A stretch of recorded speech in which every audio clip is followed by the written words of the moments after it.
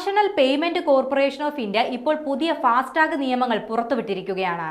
ഈ മാസം 17-ാം തീയതി മുതലാണ് നിയമം പ്രാബല്യത്തിൽ വരിക. ടോൾ മാനേജ്മെന്റിനുള്ള മാർഗനിർദ്ദേശങ്ങളിലെ മാറ്റം ഉൾപ്പെടെയാണ് പ്രാബല്യത്തിൽ വരുന്നത്. ഇടപാടുകൾ സുഗമമാക്കുക എന്ന ഉദ്ദേശത്തിലാണ് നിയമങ്ങൾ പരിഷ്കരിക്കുന്നതെന്ന് NPCI അറിയിച്ചു. ടോളുകളിലൂടെയുള്ള സുഗമമായ യാത്രയ്ക്കും പിഴകൾ ഒഴിവാക്കുന്നതിനും എന്തൊക്കെ മാറ്റങ്ങളാണ് വരുന്നതെന്ന് അറിയേണ്ടത് അത്യാവശ്യമാണ്. ഇവ എന്തൊക്കെയാണെന്ന് നോക്കാം.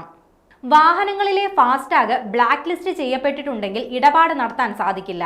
ബാലൻസ് ഇല്ലാതിരിക്കുക, KYC പൂർത്തിയാകാത്ത സാഹചര്യങ്ങൾ, ചേസിംഗ് നമ്പറും വാഹനത്തിന്റെ രജിസ്റ്റർ നമ്പറും തമ്മിൽ വ്യത്യാസമുണ്ടാകുക തുടങ്ങിയ ഘട്ടങ്ങളിൽ ഫാസ്ടാഗ് ബ്ലാക്ക് ലിസ്റ്റ് ചെയ്യപ്പെടാം. ടോൾ ബൂത്ത് എത്തുന്നതിന് 60 മിനിറ്റ് മുൻപ് ഫാസ്ടാഗ് ബ്ലാക്ക് ലിസ്റ്റ് ചെയ്യപ്പെട്ടിട്ടുണ്ടെങ്കിൽ അവസാന നിമിഷം റീചാർജ് ചെയ്യാൻ സാധിക്കില്ല. കൂടാതെ ഫാസ്ടാഗ് സ്കാൻ ചെയ്ത് 10 മിനിറ്റിന് ശേഷമാണ് ബ്ലാക്ക് ലിസ്റ്റ് ചെയ്യപ്പെടുന്നതെങ്കിലും ഇടപാടുകൾ റദ്ദാക്കപ്പെടും.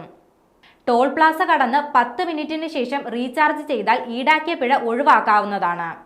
നിയമം ലംഘിക്കുന്ന വാഹന ഉടമകളിൽ നിന്ന് സാധാരണ ടോൾ നിരക്കിന്റെ ഇരട്ടി എന്ന നിലയിലാകും പിഴ ഈടാക്കുക. രാജ്യത്തെ ടോൾ ബൂത്തുകളുടെ വികസനത്തിലേക്കുള്ള ഒരു ചുവടുവെപ്പാണ് പുതിയ ഫാസ്ടാഗ് നിയമമെന്ന് NPCI അറിയിച്ചു.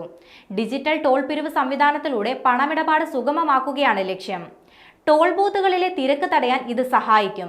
രാജ്യത്തുടനീളം സുരക്ഷിതവും തടസ്സമില്ലാത്തതുമായ യാത്ര ഉറപ്പാക്കാൻ ഫാസ്ടാഗിൽ വേണ്ടത്ര ബാലൻസ് നിലനിർത്തുകയും KYC വിവരങ്ങൾ അപ്ഡേറ്റ് ചെയ്യുകയും വേണമെന്ന് ഫാസ്ടാഗ് മാനേജ്മെന്റ് അധികൃതർ അറിയിച്ചു.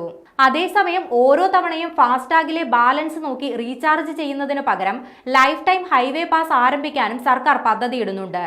ഇതിലൂടെ 15 വർഷത്തേക്ക് ഒറ്റത്തവണ പേയ്മെന്റ് നൽകി ഫാസ്ടാഗ് എടുക്കാൻ സാധിക്കും. 30,000 രൂപയാകും ഇതിനായി ഈടാക്കുക. 3,000 രൂപ നൽകി 1 വർഷത്തേക്കുള്ള പാസും എടുക്കാൻ സാധിക്കുന്നതാണ്.